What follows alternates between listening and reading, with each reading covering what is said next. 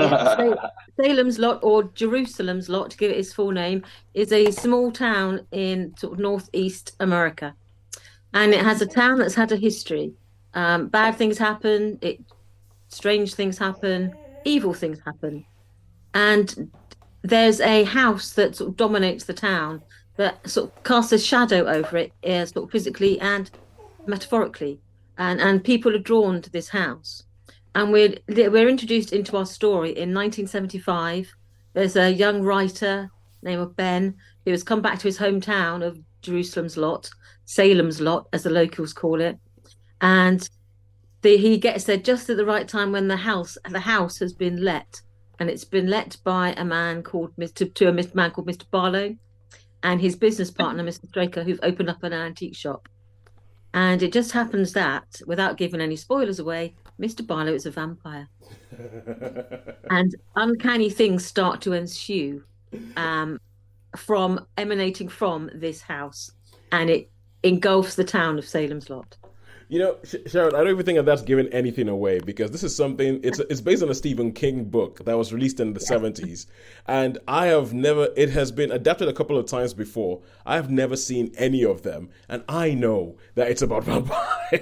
It's a vampire, yes. So it's not a spoiler. I don't think that they're hiding Mr. that. I don't think Barlow they're hiding that is a at all. vampire.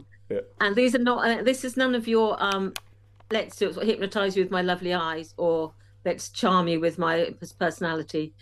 This is your proper Nosferatu, evil-looking, boldy guy who with the fangs, and it's the vampires that respond to crosses, holy water, Ooh. and they don't like sunlight or stakes through the heart. So you're looking Oh. at your old school trad Old vampire. school, old school Christopher Lee cape wearing, claret Yeah, everywhere, vampire. that's the one. The bites to the neck. All That right. what's that on your neck? Oh, I don't know. I don't remember anything happening. And oh, they look remarkably like teeth marks. So you get it's old school. Um, yeah, so that's what it's about. Vampires in a small American town. All right. A Okay. town Cool. with a creepy, So creepy, so creepy. so with this being like it's quite a famous thing, Salem's Lot, and I'm sure you and Sean probably have seen previous things, know about the book, everything Yeah, like that. Sean, what did you yeah. think of this version of it? Okay, well, believe it or not, I haven't actually seen the Tim Curry TV version. I've not Oh, seen it. So Oh the really, wow. Tim really, I Curry mean, I version. know that's like Was that's they like the terrible. 1979 one? Yeah, whatever one it was. I've not seen it before. Yeah, no, Tim So Oh, Curry wasn't it. I don't think Tim Curry was in Salem's Lot. no, wasn't it's he? David Oh, what am I Soul. thinking of then? David Soul was the writer Yes, in the Oh, that was David 79 it. Soul. version. Sorry, I don't know why. Was David Soul? That's the one. Oh, right. Okay. Well, Tim. Anyway, whatever. I haven't I had seen James it. Mason in So it as well as Mr. Straker. right. Okay. So I never saw it. So I went into this, not really knowing what to expect. I obviously knew it was about vampires, like we've said, spoken about vampires. Um, but I didn't like the two lead kids. It didn't convince me. I mean, I don't know. They were the I don't know. They. But it's funny. I think with child actors, they've become really, really good. Some of them, Yes. Yes. but some of them are still a bit Harry Potterish, and Hmm. these two, they felt a bit Harry Potterish to me. So I think I was hyped up for it, perhaps, and it turned out a tiny bit of a disappointment. I was Oh, expecting a little bit more. I was expecting a little bit more, but Okay, and, yeah, and and now we come to you, and you were kind of like the Salem's Lot head because I mean you sent a couple of messages after watching this film, and I think if yeah, nothing else, the fact that it was set in the '70s pleased you. yes. To me, it felt old school. I liked the color palette.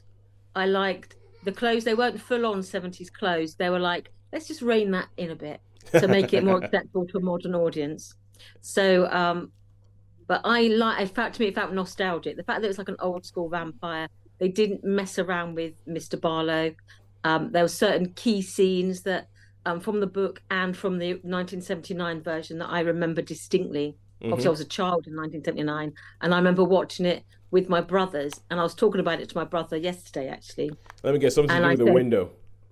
"There's a bit of the window. There's a bit of the window, and there's certain scenes with Mr. Barlow, and there's a priest, and there's something the way Mr. Barlow can get into houses and things.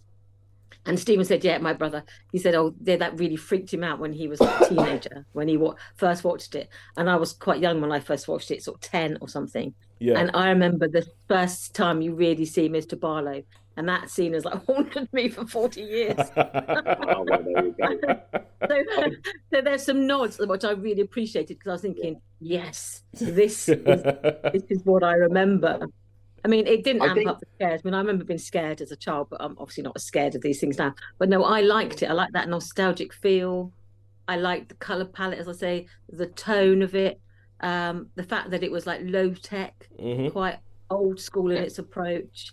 It was really like yeah. wooden stakes. It was, holy water. It was, crosses that glow.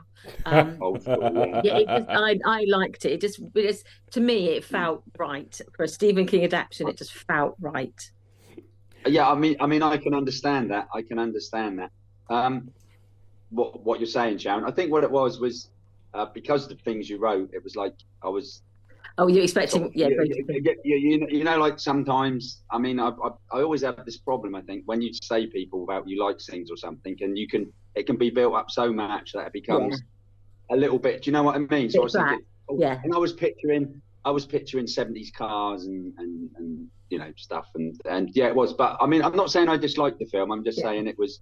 I think it didn't quite have the same impact on me that it probably had yeah, on you. Maybe if I'd have seen the TV series, it might have done. yeah. Because it would. Yeah, I remember. I'll keep. But having watched this, I was thinking I really need to go and watch that again. Uh, Well, it probably is on one of these streaming sites because they've gotten really good at unearthing. It's kind of like how Beetlejuice was in cinemas, and all of a sudden Beetlejuice showed up on Netflix. it was a bit, yeah. And yeah, so yeah, they've gotten really good at going, oh, that's in the cinemas. People are going to want to watch this. Put it back Because I on. think it had a cinematic release in Britain, but I don't think it's had a cinematic release in other places. I don't think it was cinematic release in America, for example.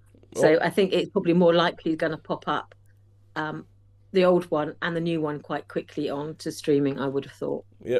Well, so all that being said, how many stars would we give it? For me, I, I give it a 3 star. I give it a solid 3 star.